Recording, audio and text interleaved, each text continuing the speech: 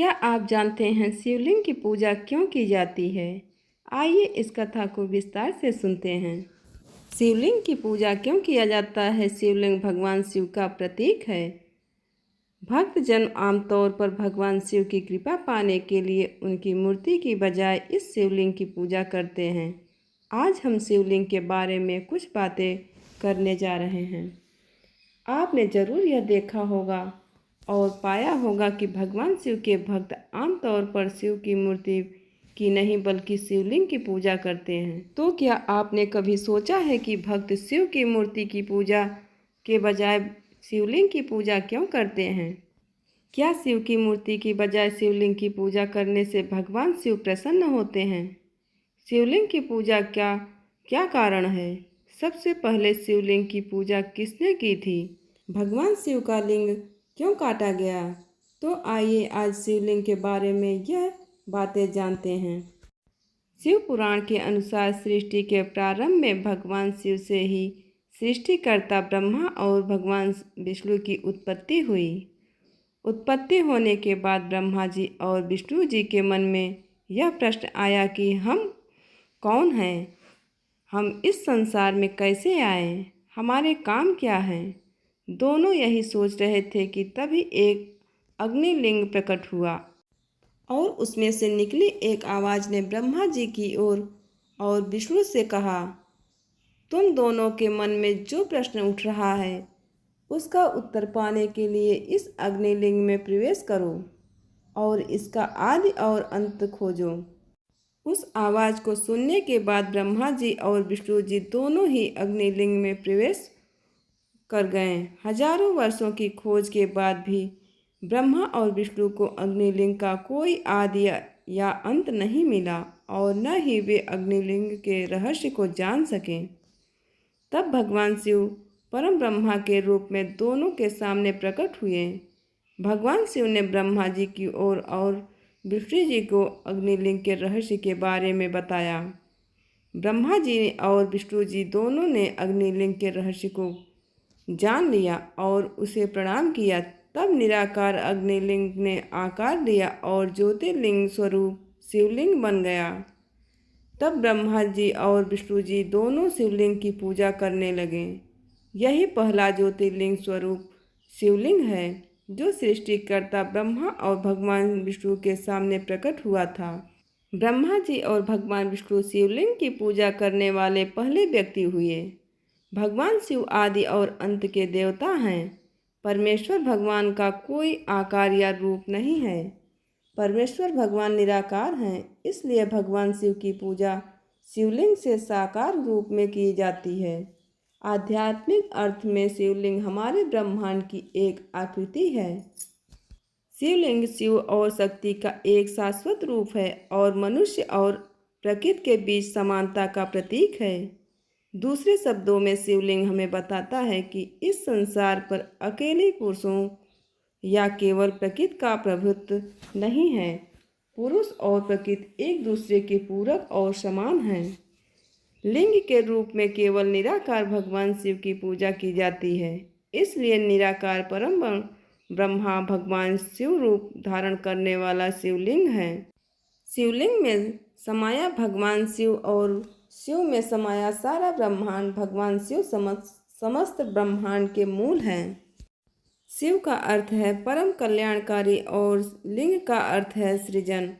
वायु पुराण के अनुसार लिंग वह स्थान है जहाँ प्रत्येक महायुग के अंत में संपूर्ण सृष्टि विलीन हो जाती है और जहाँ से सृष्टि के समय संपूर्ण सृष्टि प्रकट होती है और प्रलय काल में जहाँ संपूर्ण ब्रह्मांड समाहित हो जाता है। इस प्रकार लिंग संपूर्ण ब्रह्मांड के निर्माण, अस्तित्व और विनाश की शक्ति का प्रतीक है। शिवलिंग की पूजा कैसे शुरू हुई, इसके बारे में कई कथाएं हैं। लिंग पुराण के अनुसार अपने पति भगवान शिव के बारे में अपमानजनक बातें सुनकर पिता दक्ष प्रजापति के यज्ञ स्थल पर ही माता सती ने अपनी देह त्याग दी थी। यह वार्ता सुनने के बाद भगवान शिव ने क्रोधित होकर दक्ष प्रजापति के यज्ञ को नष्ट कर दिया। उसके बाद पत्नी की मृत्यु के शोक में भगवान शिव चेतनाहीन होकर दिगंबर अवस्था में पृथ्वी पर विचरण करने लगे। भगवान शिव को इस अवस्था में घूमते हुए देखकर कुछ महिलाएं उन पर मोहित हो गईं। स्त्रियों की इस अवस्था को देखकर कुछ ऋषियों ने भगवान शिव को श्राप दे दिया। ऋषियों के श्राप के कारण भगवान शिव का लिंग उनके शरीर से खंडित होकर अलग हो गया। शिव का लिंग खंडित होने से तीनों लोकों में हाहाकार मच गया। ऐसी स्थिति को देखकर सभी देवता सृष्टिकर्ता ब्रह्मा के पास गए और उनसे सृष्टि को बचाने की प्रार्थना की। सब कुछ जानने के बाद ब्रह्मा जी देवताओं और ऋषियों के साथ भगवान शिव के पास गए। ब्रह्मा जी ने भगवान शिव से प्रार्थना की और कहा, हे भगवान, कृपया अपने शरीर से अलग हुए लिंग को फिर से धारण करें, अन्यथा सारा संसार नष्ट हो जाएगा। ब्रह्मा जी की इस बात को सुनकर भगवान शिव ने कहा, हे सृष्टिकर्ता, आज से सभी लोग मेरे लिंग की पूजा करना शुरू कर दें, तभी मैं अपना लिंग फिर से धारण करूंगा। भगवान शिव की बात सुनकर ब्रह्मा जी सबसे पहले एक सोने का लिंग बनाया और विधि विधान से उनकी पूजा की। तब देवता और ऋषि भी शिवलिंग की पूजा करने लगे और इस संसार में शिवलिंग की पूजा शुरू हुई। एक अन्य कथा के अनुसार भगवान शिव ने संसार के कल्याण के लिए समुद्र मंथन से निकले हलाहल विष को पी लिया था। विष पीने से शिव जी का कंठ नीला पड़ गया और उनका पूरा शरीर जलने लगा। तब देवताओं ने शिव के शरीर को जलने से मुक्त करने के लिए शिवलिंग पर जल डालना शुरू किया। इससे भगवान शिव के शरीर की पीड़ा दूर हुई।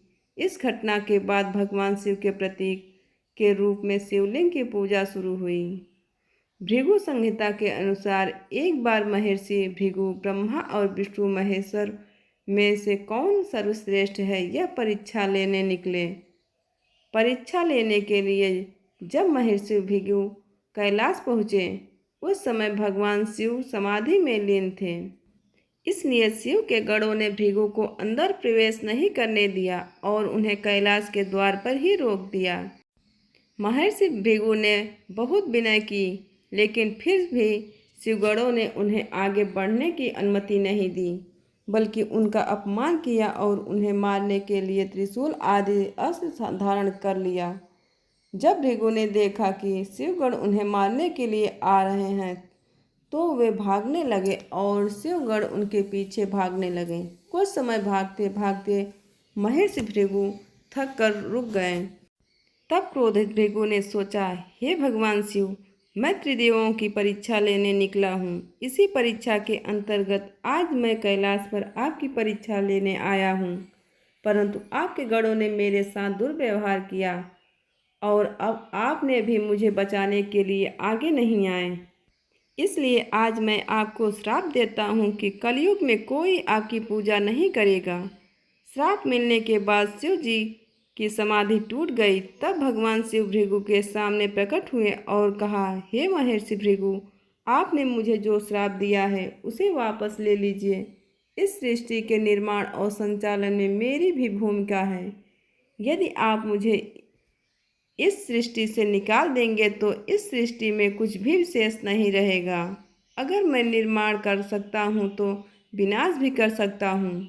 भगवान शिव की बात सुनकर ऋषि भृगु ने कुछ देर सोचा और महसूस किया कि भगवान शिव सही हैं। तब भृगु को क्रोध शांत हुआ। भृगु ने कहा, हे महादेव, आप जानते हैं कि एक बार दिया गया श्राप वापस नहीं लिया जा सकता है। इसलिए मैंने जो श्राप दिया है उसे मैं वापस नहीं ले सकता, लेकिन मैंने अपना श्राप बदल दिया है। कलयुग में आपकी पूजा होगी, लेकिन आपके भौतिक रूप में नहीं होगी।